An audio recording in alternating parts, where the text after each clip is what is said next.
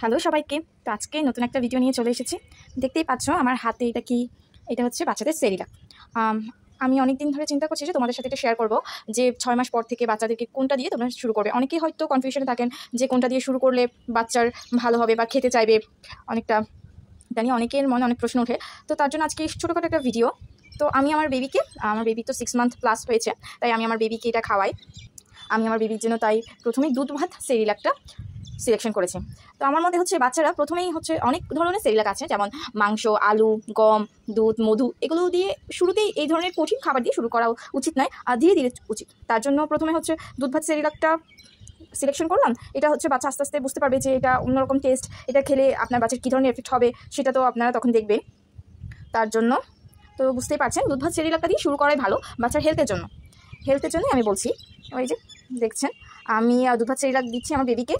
তো এইটা হচ্ছে আপনার বয়ম আকারে থাকে না, এমনি একটা প্যাকেট আকারে থাকে। তো আপনার এটা বয়মের মাধ্যমে সংরক্ষণ, এই ধরনের বয়মের মধ্যে সংরক্ষণ করবেন। আমি অবশ্য অনেকটাই আমার খাওয়া হয়ে গিয়েছে আমার বেবিকে, আমি এতদিন খেয়াল ছিল না আপনাদেরকে এইটা শেয়ার করার জন্য। এরকম বয়মের মধ্যে এটা সংরক্ষণ করবেন, অবশ্যই ঠান্ডা স্থানে রাখবেন যেন ভালো হয়।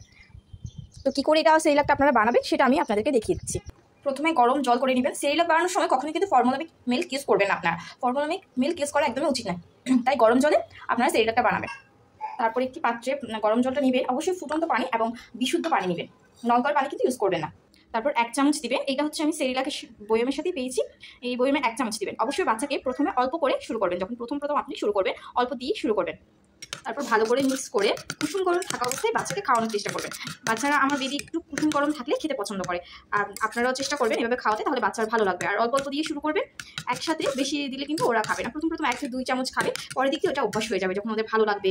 আর এই যে দেখতে পাচ্ছেন কতটা ঘন হয়েছে, এরকম ঘন হওয়ার চেষ্টা করবেন। পাতলা হলে কিন্তু বেবিরা খাবে না, ঘনটা ওদের চেষ্টা করবেন ঘন করে খাওয়াতে। আশা করছি আমি আপনাদের বোঝাতে পেরেছি যে বাচ্চার সেরিলাক কীভাবে খাওয়াবেন, বানাবেন এবং কোনটা দিয়ে প্রথমে শুরু করবেন। তো ধন্যবাদ সবাইকে।